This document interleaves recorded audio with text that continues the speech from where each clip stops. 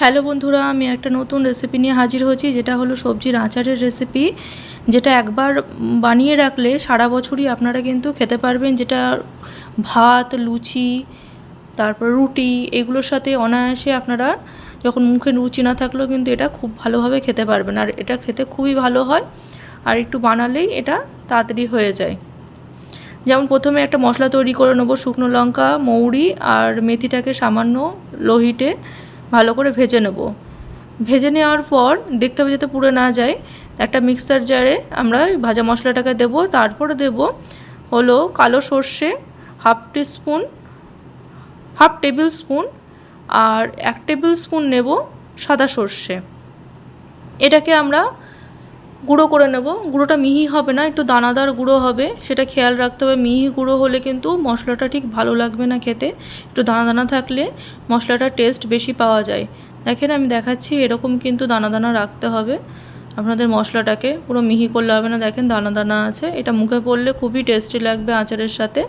তো এবার একটা পাত্রে আমরা নেবো, গাজর কুচি নিয়ে নেবো, আর একটা লেবু টুকরো টুকরো করে রেখেছি সেটা নেব। লঙ্কা নিয়ে নেব, গোটা লঙ্কা চিরবো না, আদা কুচি নেব, আর গোটা রসুন নিয়ে নেব।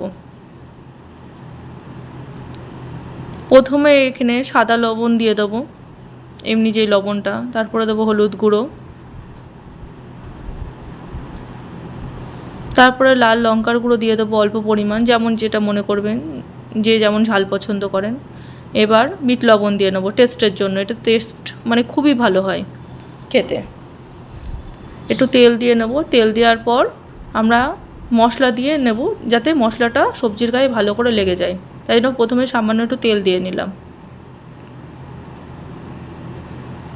এবার মাখিয়ে নেব ভালো করে।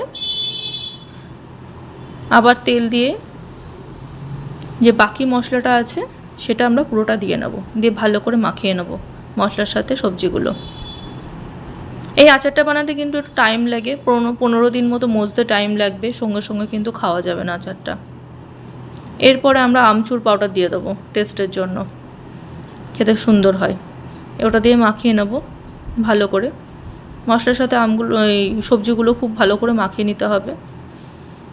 এবার এটা সংরক্ষণের জন্য আমরা এখানে 2 চামচ মতো ভিনিগার দেবো ওর মধ্যে, যাতে আচারটা অনেক দিন ভালো থাকে। ভালো করে আবার মাখিয়ে নেব।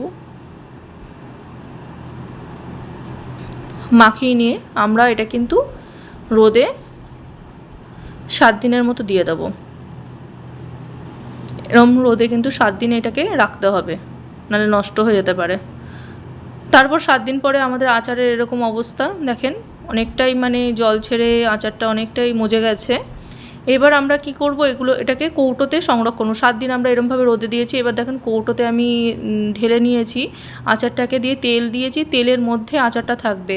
এমন করে তেল দিতে হবে যাতে আচারটা কিন্তু তেলের মধ্যে ডুবে থাকে।